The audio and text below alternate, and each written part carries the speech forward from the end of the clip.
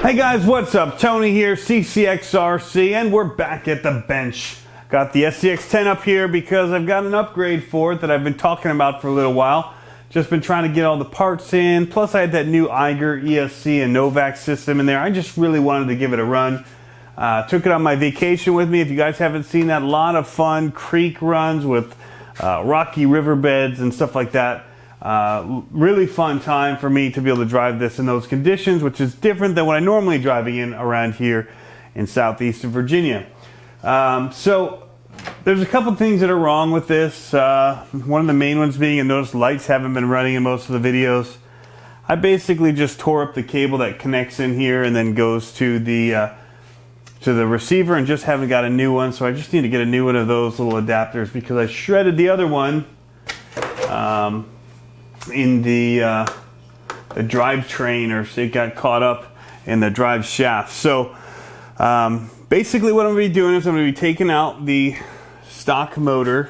It's not stock anymore, it's just Novak motor here, 35 turn, which I was cooking the other day. I didn't adjust the gearing when I went to 35 turn, and it was overheating when I was putting it on 3S at the new scale course at Debbie's RC World, which is looking fabulous thanks to all the guys putting in a lot of hard work out there. So I'm going to remove this whole gearbox or transmission setup here, and we'll replace the plate with one that does a dual motor mount. The gears will be exposed from that point on. We'll swap out the motor and the ESC, and it should be pretty simple and pretty straightforward. Now the mount bracket I have is from Level3-RC, and so there's just, it looks like a couple of pieces. We just have to tear it down, get to that, and then it's just a matter of reassembling, but with new pieces and an extra motor. So let's take a look and see how easy this is, and we'll see if we like it or not. So let's do it. All right, so first, as you can see right over here, we've got our motors and our ESC on the bench. Kind of a little bit of a mess going on right now on the bench, but I've had a lot of projects that I'm working on. Waterproofing, receivers, and things like that. So I'm going to move some of this extra clutter out of the way. We don't need to see the body right now. Try and clean up this space so it's as clear for you as possible. I've got a little parts bin here for when I take the parts out. This guy's right here, this is motor. He's our new little buddy for when we're working out here. I'll try and make sure that you can watch him swim around if you want. While I do this, so I'll get these pieces kind of where I need them to be. So I've got some extra motor cap heads right here for the Axial. They're the AXA083 3x6mm cap head screws and the washer set. Now these go for the motors when they go into this level 3 bracket that you see right here with the accessory for installing that, bolts and nuts. So the drive shafts will come out here. Pull these grub screws / pins out, put them in our little box, get those ready so that they'll just pop off when we need them to. There we go. Pull off the on-off switch here. So there goes the Eiger system. Really great ESC there. I really liked it. And it will go in something else. I'm not getting rid of it completely. It'll just go into a different build of some kind in the future. So this is now ready for us to drop it right on out. If you guys haven't seen it, I've been having a lot of fun with the X-Max. That thing is a ripper, that is for sure. Big air, big brakes, all kinds of fun.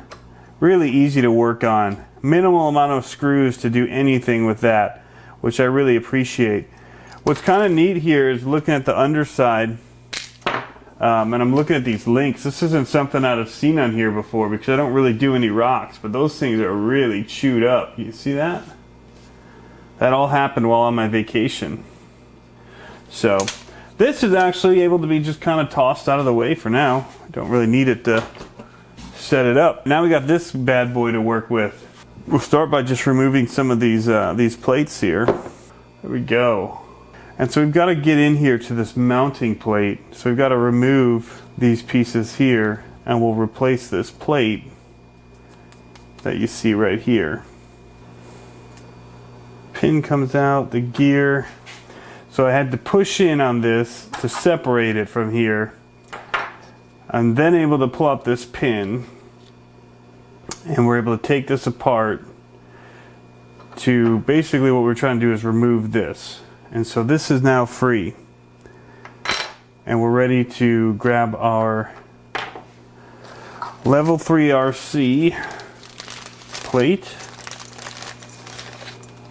and begin to assemble this. All right, so we paused for a second. I'm in different clothes. It's a couple of days later.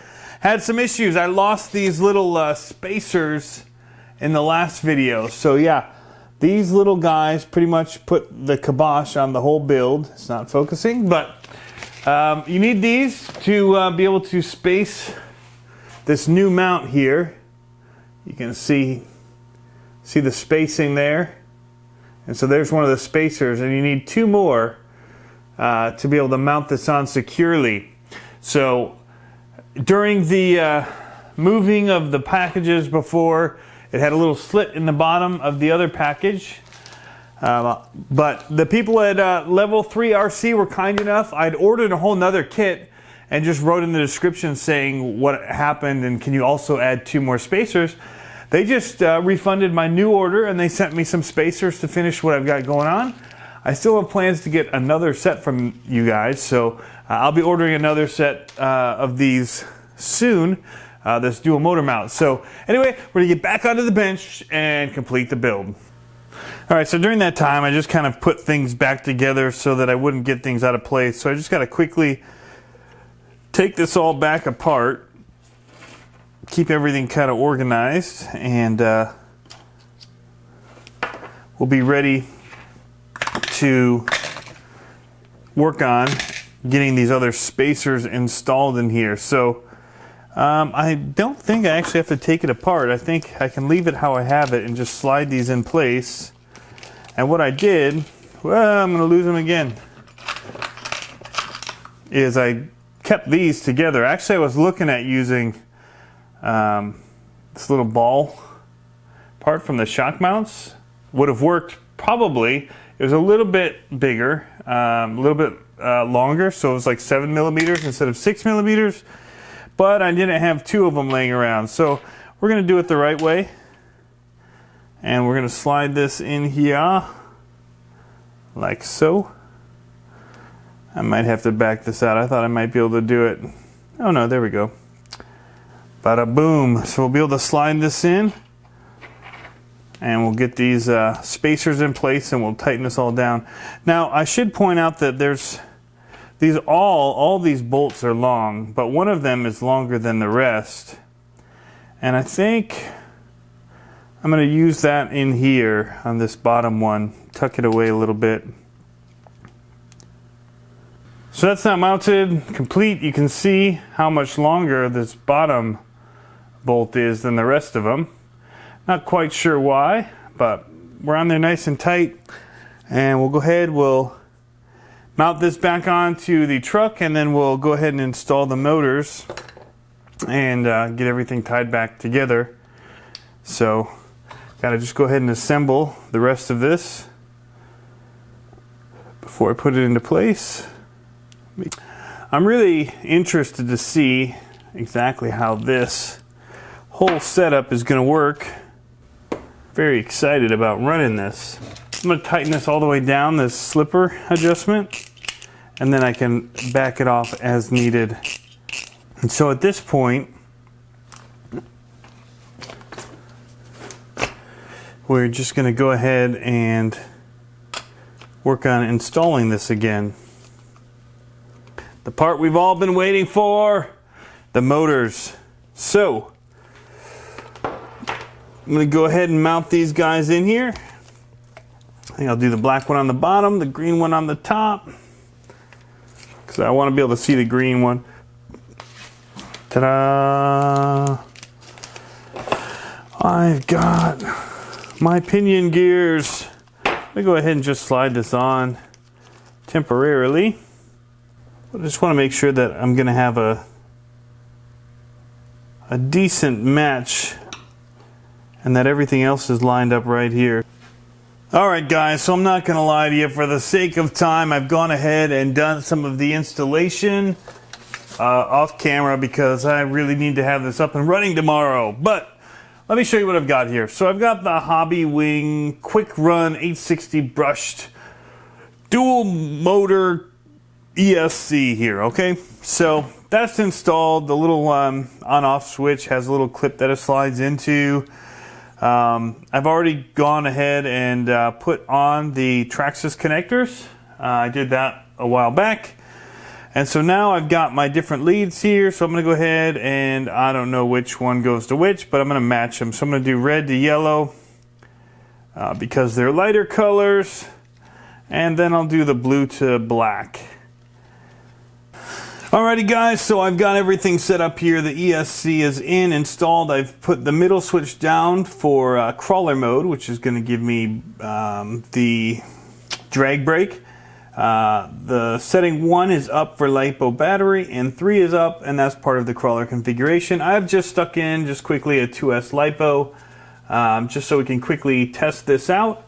Not going to do anything crazy here. Just want to make sure everything's working before I tie it all together. So I'll flip this on, wait for it to go through its configuration. I've got my transmitter here, again, already bound to this Spectrum receiver. And yeah, it looks like we've got things working. So that's good news. Everything seems to be working properly. And let's see here. See the dual motors in action. Let me zoom in for you really quick. But yeah, we seem to have a success. I'm going to go ahead and clean things up here.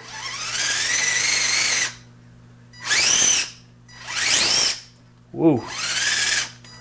So this should give me that nice low end torque as well as the speed here that I want to have. So dual 27 turn motors right here. Alright guys, well we're done with the SCX10 upgrade, the dual motor upgrade. We've got it up and running here, you can see. Next thing I have to do is I'm going to have to clean this thing out.